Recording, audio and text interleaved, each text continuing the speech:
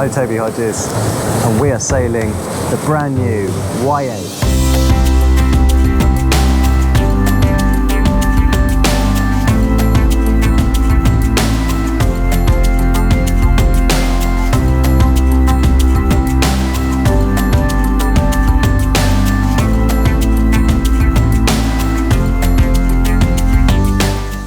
We've got lovely late afternoon conditions here. Just headed up into here to get out. It was getting quite fresh, so we've tacked up, come into a lighter breeze, but we were in 15, more like 10 knots here. But it doesn't take a lot for this boat to get powered up and start heeling. So, lots of things to point out, but I mean, yes, there was a Y8 before. This has the same hull, but everything else is different. Different deck design, slightly different coach roof shape, and very different interior as well. So very tall carbon mast. You know, if you're familiar with YYachts, the sort of the package on deck is fairly similar. Square top main, self-tacking jib. The difference being no backstay. So this does have runners on this one. Number 2 won't even have runners. So you can see, if I show you from this angle here, they are very swept back, 30-degree swept back spreaders. So don't need the backstay, which gives a very clear aft deck area. Again, always about easy, enjoyable, fast sailing. So self-tacking jib on the rail here, big flush foredeck, and you'll see it's a very minimalist boat.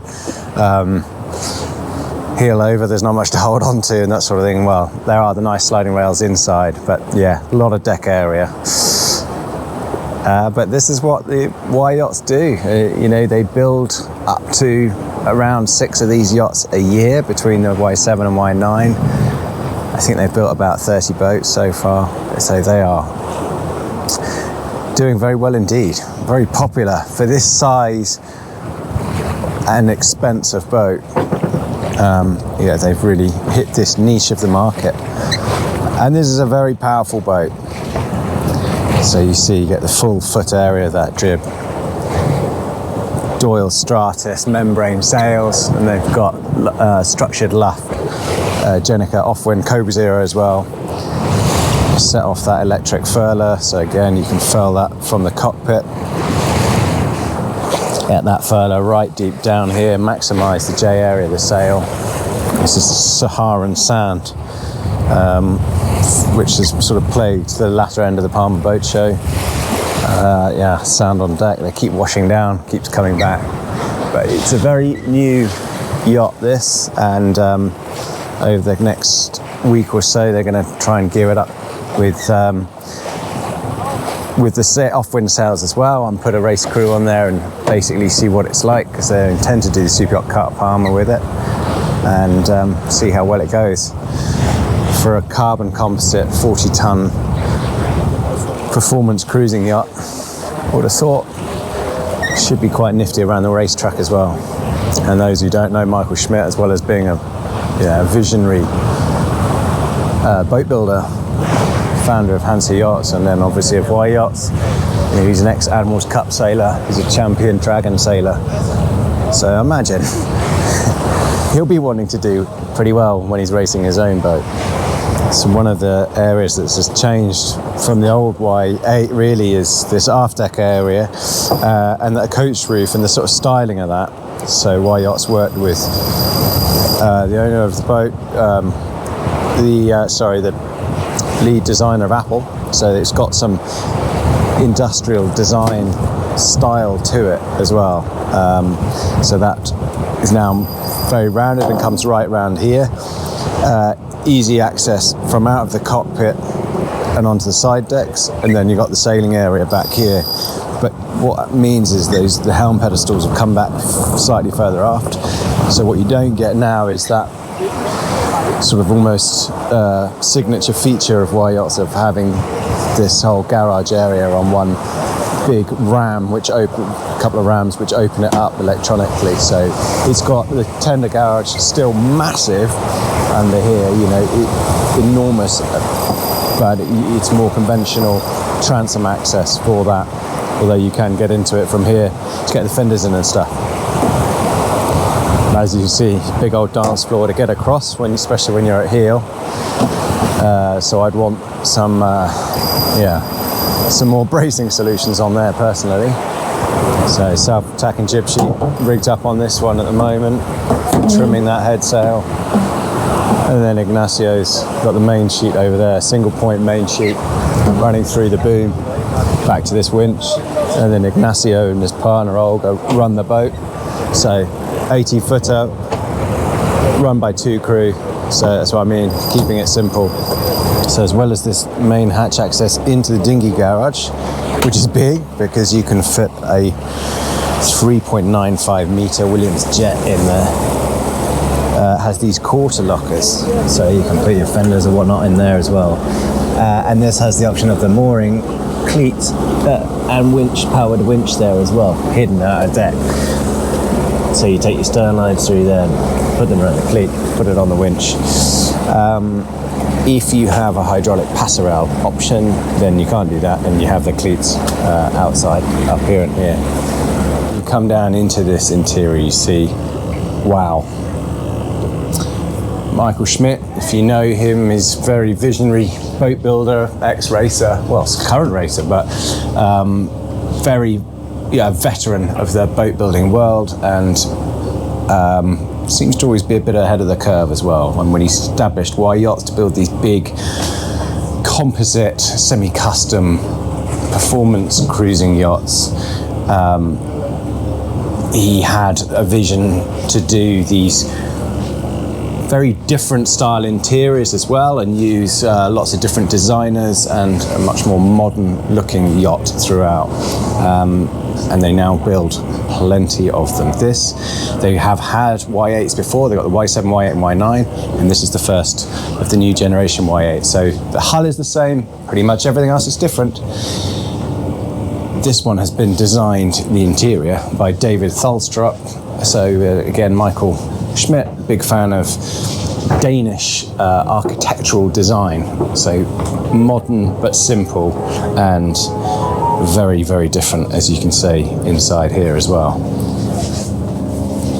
It is available with obviously different interiors and 4 different interior layouts. So this one is the standard one in essence, and you can have, which has a forward cabin, forward owner's cabin, forward over here, and 2 aft guest cabins. But you can have a 4th cabin here, a 3rd guest cabin, so a 4th cabin here up forward on one side, with a sort of versatile office space on the other. But if you select this, you go for that indulgent big saloon area, semi-raised, you get this sort of dining area, as it were, really, and that's a proper long table, so that splits and lengthens right out, so you could see, I don't know, a dozen around there, I guess, if you really wanted to. But it's, yeah, even from here you can see just how beamy this boat is. Now, beneath that semi-raised saloon, I'll push a button, and with some clever editing we'll show how that floor rises. Sorry about the towels on there. I'm sure the interior designer's not going to be too thrilled with that, but it's been pouring with rain, so we need to keep the interior nice and dry. Push a button, that whole section of the floor lifts up to reveal the engine room genset area, and then below here there's room for the batteries, water maker, that sort of thing, and this part will, on the second boat, raise up with the push a button as well. Stowage wise, behind here is all the crockery. Now, some features you'll recognise from past YYachts. These handrails, I think they're great. Yeah, and you definitely need them when you've got a dance floor like this. I mean, you could fit a ping pong table here. So yeah, grab hold of one of those, take it with you, slide forward. Same going through here.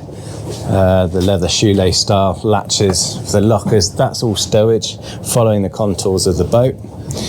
So while there are big open spaces, there is you know, quite a lot of stowage built in as well.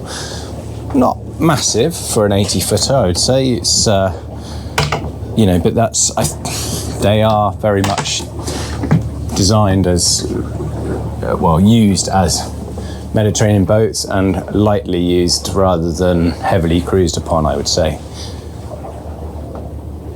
Very, very nice owner's cabin. A dark trim, so the David Thulstrup wanted a mahogany on this, which is really unusual in this day and age. Obviously you can choose whatever you want, but there aren't many yards that still use mahogany, so it looks a lot different to the oak competition, which is, you know, I say competition, the oak, which has become the sort of fashion more lately, and antique obviously as well. Really still very, very high, still very, very beamy here. And as I said, there are different layouts, so you can have an owner's aft and all the crew and galley section forward here as well. So it is a very adaptable, customizable layout. Shoe stowage behind there. Race stowage up there. No big sort of tall hanging wardrobes as you might, I mean, there is the hanging locker there each side, but stowage more in sort of drawers and smaller areas, and then you've got a ensuite, you've got the heads in there, and shower and sink area forward. I do quite like the way that big carbon mast base is celebrated in the centre of the saloon area. Nice indirect lighting used around here. Stowage, a little bit of stowage on that side. Mechanics on this side, excuse the noises. Carbon boat though. So carbon composites, 40-ton lightweight, I believe. Stowage space in there. And then this is quite neat. Get at all the electronics. Yeah, I'm not going to open up this side because we're just getting more and more heeled. So that's behind the companionway. And then each side you've got identical crew cabins. That's got quite a lot of, guest cabins. It's got quite a lot of cushions in the moment. So have a look at this side. Twin cabins each side. I imagine they can be doubles as well. Very, very tall headroom. So much so, I was noticing here, I can't even reach these portholes. So, yeah, you can get some natural light in them, but only if you can reach up to there. Nice big shower, an ensuite area. Ooh, we've got some heel on now, so I need to get out and get some sailing in. And then you've got a passageway style galley, so nice sized galley and easy for bracing. So we've got a good amount of heel on now. So yeah, you got the corridor effect of people trying to get through, but then again you get good enough bracing. They're also going to add drawers below that starboard cabin for extra stowage space. And then a really nice feature for the crew, this is typically going to be crew by two, is to have their own private access. This area, the boat's all theirs, keeps them very separate from the guests. They get a crew mess area. A bit of a payoff is that's really your office chart table area. So you have to do your work from here. But nice to have a mess at this size. Good refrigeration spaces. A little coffee area here as well, an extra fridge. You've got the crew cabin in there, bunk cabin, and a heads in here. You can probably notice the rails each side, so both the sofa and those chairs slide in or out if you want to access the machinery area. And speaking to Michael Schmidt yesterday, he was saying how much he likes being able to choose his furniture from, you know, designers and furniture shops. So it's not boat stuff, I guess. It's putting architectural design inside a boat and giving owners the ability to choose something a bit different. As we dock in here at Palma in the evening, after a really nice little sail. Thanks for joining us for the sail tour. Very interesting new boat. You see it alongside the Y7 here. Never be surprised, always surprised I should say, by what Michael Schmidt and YYachts do, and they are obviously nailing this sector of the market, making big boats approachable to sail, capturing some of the motor yacht market. Long may that continue. Hope you enjoyed a quick tour. See you next time.